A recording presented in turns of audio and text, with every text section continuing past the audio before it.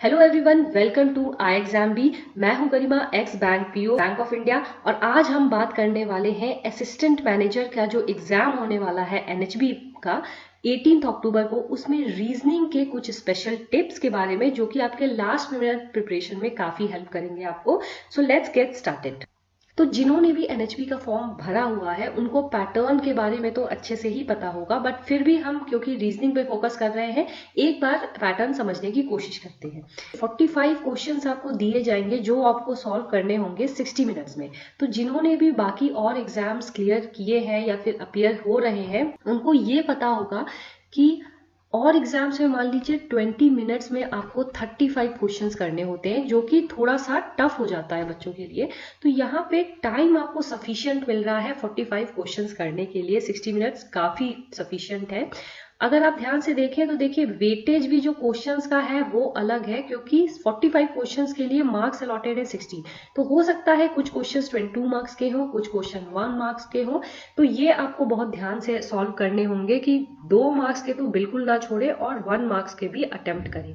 इस तरह आप थोड़ा अपनी स्ट्रैटेजी बिल्ड कर सकते हैं। देखिए एग्जाम थोड़ा सा लंबा जाने वाला है 3 घंटे का, क्योंकि एनएचबी के एग्जाम में प्री और मेंस का कोई कॉन्सेप्ट नहीं होता है, बस एक ही रिटन एग्जाम होता है। तो 3 घंटे थोड़े से ज्यादा है। बाकी सालों के कंपैरिजन में ये साल आपको 3 घंटे एग्जाम में बिताना थोड़ा सा टफ होगा। जो मैं आपको सजेशन देने जा रही हूँ हो सकता है वो थोड़ा आपको ऑफ द टॉपिक लगे, बट आपके लिए बहुत इंपॉर्टेंट है वो जानना। 3 घंटे आपको बैठने हैं, लेकिन मास्क लगा के बैठने हैं। तो जिनको भी आदत नहीं है मास्क इतने लॉन्ग ड्यूरेशन के लिए, उनके लिए बहुत जरूरी है वो जब भी मॉक टेस्ट अपना लास्ट मॉक टेस्ट दें वो कोशिश करें मास्क लगा के ही मॉक टेस्ट देने की। होता क्या है कि लोगों की कंप्लेन आने लगती है कि 3-4 घंटे बाद उनको हेडेक होने लगता है। तो हो सकता है सिमिलर सिचुएशन आपके साथ भी हो सकता है by end of the exam आपकी भी सिमिलर हालत हो कि हेडेक होने लगे। तो उन सब सिचुएशन को अवॉइड करने के लिए, मान लीजिए आपका 18th को एग्जाम है तो 16th या 17th को जब भी आप मॉक टेस्ट दे रहे हो लास्ट अपना, वो आप मास्क लगा के ही दो ताकि आप उस सिनेरियो से वाकिफ रहो। तो देखते हैं 2019 में किस टाइप का पेपर आया था, उसका लेवल क्या था। 2019 में पेपर जो आया था वो इजी टू मॉडरेट लेवल का था। नाउ एनएचबी के एग्जाम में ये आपका एक प्लस पॉइंट है कि हाई लेवल के क्वेश्चंस बहुत नहीं आते, इजी टू मॉडरेट ही आएंगे। एंड ऑल्सो आपको जो टाइम मिल रहा है वो काफी सफिशिएंट है इनको करने के लिए, अनलाइक अदर एग्जाम्स। बट यहाँ पे कंपटीशन ज्यादा है क्योंकि वैकेंसीज है बस 16। तो आपको उस लेवल की तैयारी करनी होगी। बट अभी आपके पास 2-3 दिन ही रह गए एग्जाम को, तो जो भी आपकी प्रिपरेशन थी वो ऑलरेडी हो चुकी है। आपको अब उस पर ज्यादा टाइम नहीं लगाना है, बल्कि एग्जाम में आप कैसे अटेम्प्ट करोगे क्वेश्चंस उस पर ज्यादा फोकस करना है। पिछले साल देखिए पजल्स के 20 क्वेश्चंस थे और क्रिटिकल रीजनिंग के 5 थे। तो ये दो अगर आप टॉपिक देखो तो आपके 40 to 50% सिलेबस इसी में कवर हो जा रहा है। ऑल्सो इन दो टॉपिक पे आपको 100% एक्यूरेसी लानी मुश्किल है, क्योंकि पजल है बहुत टाइम टेकिंग और क्रिटिकल रीजनिंग में हमेशा आपको डाउट रहेगा, क्योंकि ये प्योरली थिंकिंग बेसिस पे है। तो बस इनके भरोसे आप मार्क्स स्कोर नहीं कर सकते हो ज्यादा। अब यहाँ पे स्ट्रैटेजी आपको ये रखनी है कि सबसे पहले आप उन सेक्शंस को अटेम्प्ट करो जो आपकी स्ट्रेंथ है, जैसे syllogisms, coding decoding, blood relation, input output. ये रूल बेस्ड है, इसमें आप इजीली स्कोर कर सकते हो अच्छे मार्क्स। तो कट ऑफ की बात की जाए, पिछले साल कट ऑफ गया था 26.75 आउट ऑफ 60। कट ऑफ ज्यादा है क्योंकि लेवल ऑफ एग्जाम्स भी इजी टू मॉडरेट है। तो आपको ये करना है कि सबसे पहले आप जो कट ऑफ के मार्क्स हैं वो आप अपना सेव कर लो by attempting all the topics which are not related to puzzles or critical reasoning। जब आप एक बार सेफर साइड पे आ जाओ तब आप जरूर पजल्स और क्रिटिकल रीजनिंग के क्वेश्चन सॉल्व कीजिए। देखिए इन दो टॉपिक को आप अवॉइड नहीं कर सकते, क्योंकि ये बहुत ही इंपॉर्टेंट आपके सेक्शंस हैं एग्जाम के, वेटेज बहुत है इनका। तो बिल्कुल अवॉइड नहीं कर सकते आप, लेकिन हाँ आप डिले जरूर कर सकते हो इनको अटेम्प्ट करने के लिए। अब रीजनिंग बहुत अच्छी है तो 45 प्लस आप अटेम्प्ट कर सकते हो इजिली। अगर आप एवरेज हो तो कोशिश करो 32 से 35 प्लस जरूर अटेम्प्ट करने की, क्योंकि देखिए अगर आप 35 अटेम्प्ट कर रहे हैं तो जरूरी नहीं है आपके सारे ही क्वेश्चंस राइट हो, राइट। तो हो सकता है आपके 35 में कुछ क्वेश्चन रॉन्ग हो और उसमें निगेटिव मार्किंग हो जाए। तो आप आओ 31 to 30। तो फिर भी आप एक सेफर जोन में हो, कट ऑफ के आसपास ही आपके स्कोर्स रहेंगे। तो बहुत इंपॉर्टेंट है, आप पहले कट ऑफ के मार्क्स स्कोर करो और फिर जो बाकी सेक्शन है उस पर फोकस करो। अब बात करते हैं अगर पजल्स की, तो देखिए इसमें भी आपको थोड़ी स्ट्रैटेजी लगानी है कि कौन से पजल्स पहले सॉल्व करने हैं, कौन से बाद में।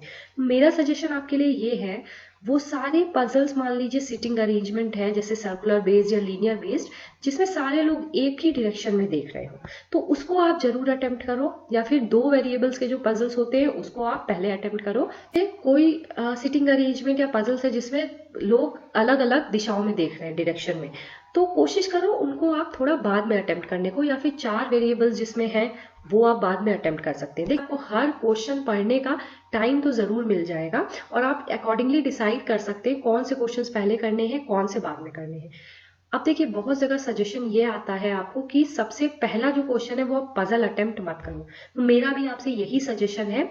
रीजन बीइंग कि देखिए शुरुआत के जो भी 30 सेकेंड्स टू 1 मिनट होता है आपका, कोई भी जैसे आपका सेक्शन शुरू होता है, मान लीजिए इंग्लिश, क्वांट या रीजनिंग, तो थोड़ा सा आपको नर्वसनेस रहता है कुछ सेकेंड्स कुछ मिनट की। तो यहाँ पे आप वैसे ही नर्वस है।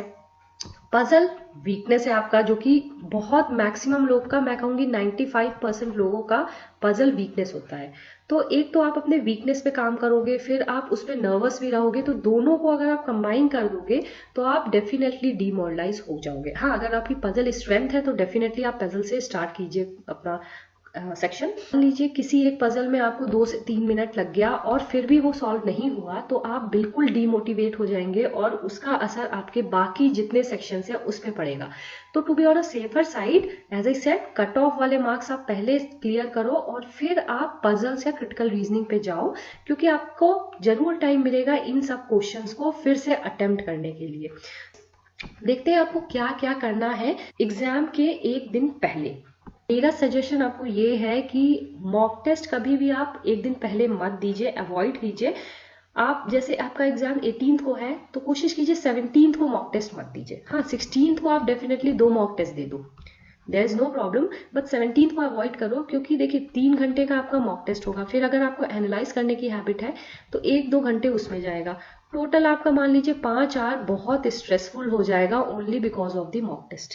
ठीक है, तो आप उसको अवॉइड कीजिए, रैदर देन आप नोट्स रिवाइज कीजिए। अगर जीए सेक्शंस के हैं या बाकी किसी भी सेक्शन के नोट्स हैं, फॉर्मूलाज हैं, उनको डेफिनेटली आप रिवाइज कर सकते हैं। वो भी अगर आप मॉक टेस्ट देने का सोच भी रहे हैं या रिवाइज करने का सोच भी रहे हैं नोट्स को, तो कोशिश कीजिए वो फर्स्ट हाफ ही आप दे के फ्री हो जाए, ताकि सेकेंड हाफ आपका बिल्कुल फ्री हो।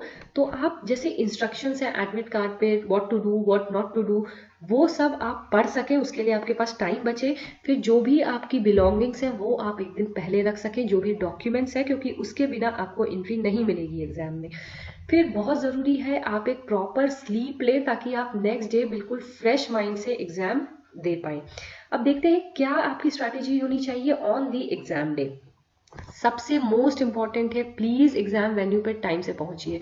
आप जानते हैं कोविड की सिचुएशन है, ऐसे ही बहुत सारी फॉर्मेलिटीज इन्वॉल्व होंगी, तो आप कोशिश करो हाफ एन आवर पहले पहुंच जाओ, रैदर देन 5-10 मिनट्स लेट पहुंचने से। क्योंकि अगर आप 5-10 मिनट लेट पहुंच रहे हो तो वैसे ही आप नर्वस हो रखोगे और बाकी सारे सेक्शंस पे वो इफेक्ट दिखेगा। क्योंकि play safe and smart means आपको, as I said, cut off वाले मार्क्स पहले सेव करने हैं, फिर आपको बाकी क्वेश्चंस अटेम्प्ट करने हैं। Also avoid the guess work. Guess work अगर आप करते हो तो देखो रॉन्ग अटेम्प्ट्स होने के ज्यादा चांसेस हैं, जो कि आपको नहीं करना है, क्योंकि यहीं पे नेगेटिव मार्किंग हो जाएगी आपकी। फिर देखिए अगर आपको सेफ खेलना है तो बहुत जरूरी है 32+ से 35+ आप स्कोर करो। यहाँ पे ये स्कोर करना बहुत टफ नहीं है, क्योंकि paper easy to moderate level का ही आता है। तो थोड़े से अगर आप मेहनत करो, शांत मन से सॉल्व करो, तो ये जरूर पॉसिबल है आपके लिए।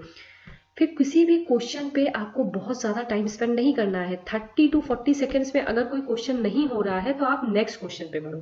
क्योंकि होगा ये यहाँ पे ये कि मान लीजिए आप 2-3 मिनट आप एक ही क्वेश्चन पे लगा रहे हो सकता है सेम मार्क्स का अगला जो क्वेश्चन हो वो इजी हो, तो अगर आप इसी पे इतना टाइम लगा दोगे तो जो इजी वाला पार्ट है वो आप मिस कर जाओगे। तो बहुत जरूरी है एक क्वेश्चन पे ना रुके, आपके पास सफिशिएंट टाइम रहेगा, आप दोबारा इन क्वेश्चंस को अटेम्प्ट कर सकते हो जिसमें आपको ज्यादा टाइम लग रहा था।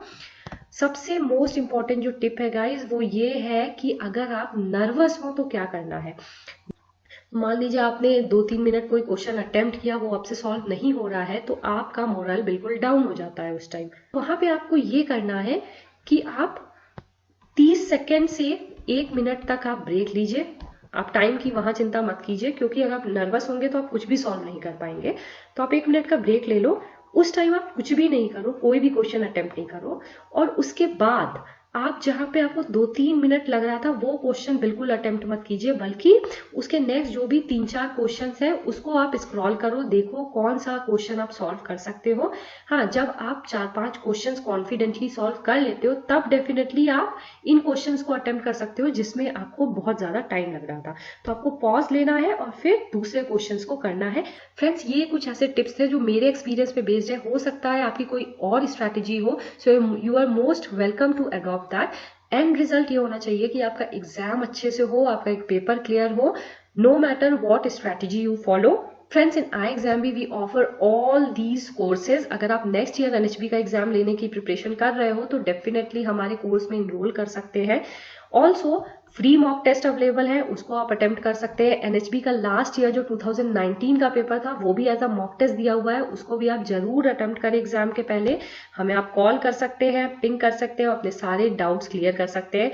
Also please like and subscribe us so that you do not miss any of our videos. So friends, keep practicing. All the best for your exam and thanks for watching the video.